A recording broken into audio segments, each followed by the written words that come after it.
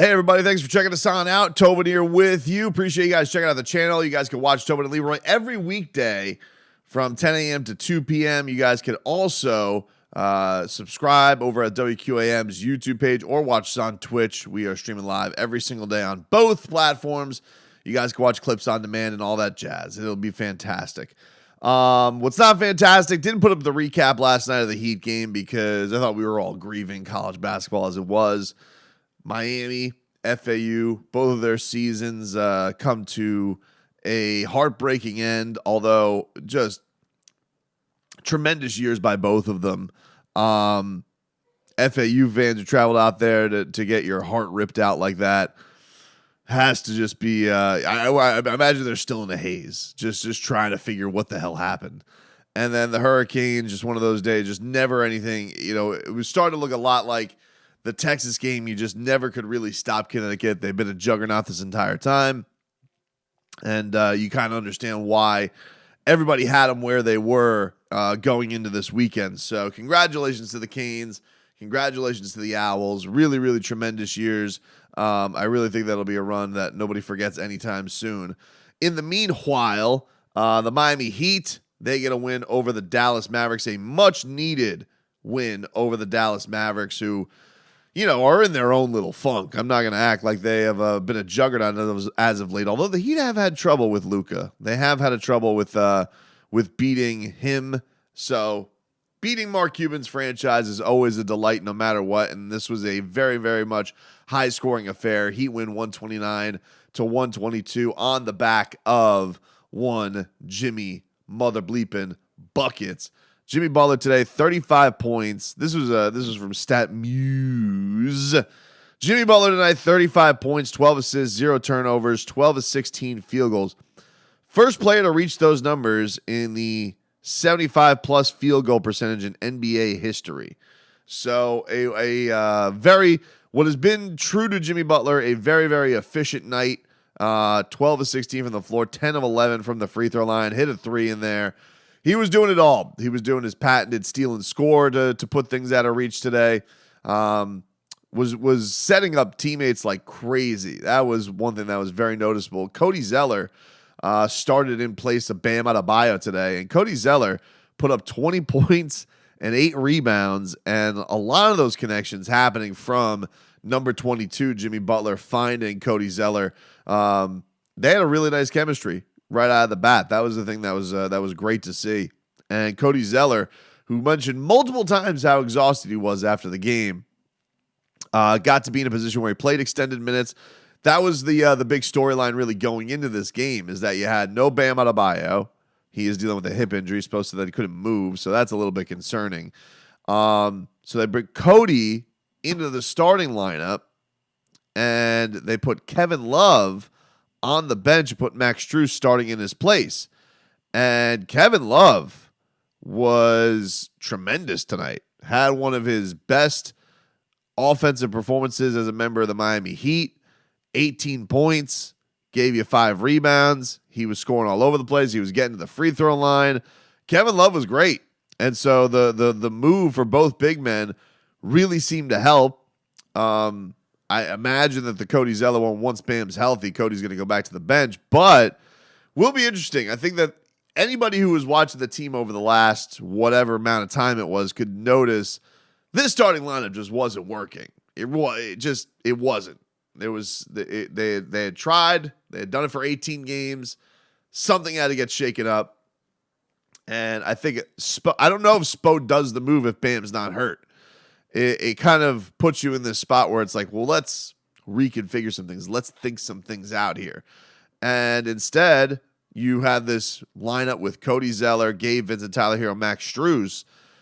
And while everybody thought Kevin Love was going to come here and be that perfect fit next to Bam in the starting lineup, more recently, his better play came last year when he was coming off the bench. And I mean, Tyler Hero wrap that puppy up as far as sixth man was concerned, but others receiving votes, others considered, people thought Kevin Love. Kevin Love was tremendous for the Cavaliers last year coming off the bench. So maybe this will be the more comfortable role for him.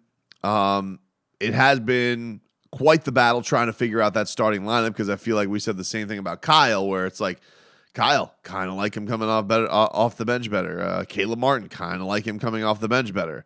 So now we're in this spot where it's like, all right, well, who actually is the starting lineup that works the best? Tyler Hero, we were kind of like, kind of like Tyler coming off the bench better.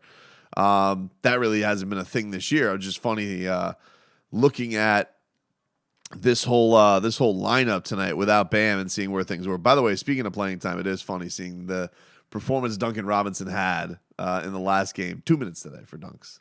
2 minutes. That's weird.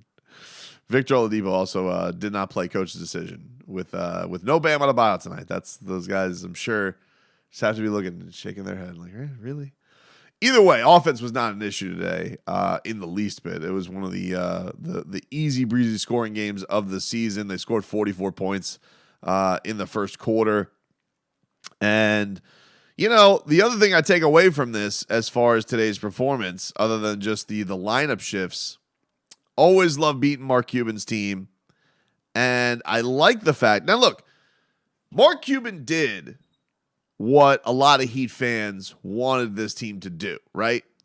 Mark Cuban took a home run cut and he brought in Kyrie Irving. He just shook it up to bring it with Luka, just to show Luka, hey, we did something.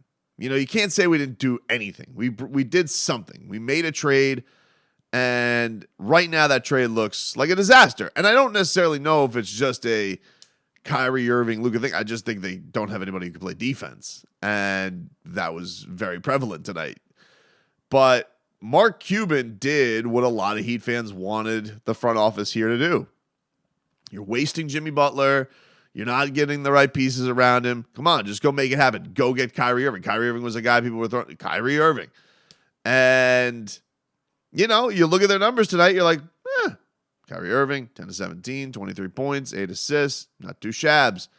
Luka Dončić, 42 points, 10 rebounds, 8 assists, not too shabby. Tim Hardaway Jr. had a big game tonight. Tim Hardaway Jr. was scary as hell today from downtown. But they couldn't stop a nosebleed as far as defense is concerned. So you look at where they've been, they're out of the play-in right now. It's been quite the disaster. And it makes you wonder, how long is Luka going to be happy? Because I saw some sneaky recruiting going on with Jimmy Buckets. First off, everybody saw on Friday night, Jimmy Butler spent a lot of time at the Miami Open. No surprise, big tennis fan. But who else was there? Luka Dončić. Luka was also at the Miami Open. Now, they both were on the Tron together. You saw one there, and then they went to. So I don't think they were sitting together that we saw on camera. But I was keeping an eye on that post-game handshake. Let me tell you, very interesting how chummy all of a sudden Jimmy Butler seemed with Luka. And then we, of course, know, and if you don't know, I'll refresh you here. Yeah, right now. So do, baby. You see it? Yeah. These the mountains. The mountain, the Treglau. Yes. See. How's Jimmy Butler Slovenia coming along? Good. He's asking me every day something, try to teach him a new word, and he's good at it. Even, he doesn't have that thick accent like I do in English, but it's great. People are digging at a lot of your fans on Twitter were liking the fact that he's starting to drop some of that stuff. Yeah. And, some of those stuffs make sense too, especially to Slovenian fans. They love it, and, they're tweeting a lot if he's going to come and visit our country, Slovenia, and, he's more than welcome and to hang out with us. So. Can one get that hat? Goran, where can one get this hat? Nowhere. You heard the man. Nowhere. Peace. Only in Slovenia. Yeah, I went all the way to Slovenia to get this hat. I went last night. I walked. Goran looks great in the jerseys, by the way. Goran, you look really great in the jersey tonight. Thanks, bro. You too. Thanks. Especially the shoes. I like the shoes. You like that? Yeah, I got you, man. Dover done. Jimmy Buckets one of his best friends, one of his best teammates on the Miami Heat was Goran Dragic, who is the mentor / friend of former Eurobasket champion teammate Luka Dončić. In fact, Goran was like the Don King of Luka. He was telling everybody, this dude's going to be one of the best players in the league, bar none, before he was even drafted. So, you have Jimmy, former teammates with Goran, who's former teammates with Luka. Now, all of a sudden, little chummy. Interesting. Just wondering that if things do go awry in Dallas, could this be the guy who actually forces his way to Miami? Now, would Mark Cuban ever do that? Would Mark Cuban ever, first of all, trade Luka? But would he ever trade Luka to the Heat? That's something. Because, man, what a loss that would be. I don't know if there'd be a sweeter whale get than Luka coming to Miami. But it was interesting, noticeable. Jimmy Butler been learning that Slovenian. I remember in the locker room when Jimmy was learning Slovenian years ago from Gogi. Was going to visit Slovenia. Just something to keep an eye on. Something that made me go,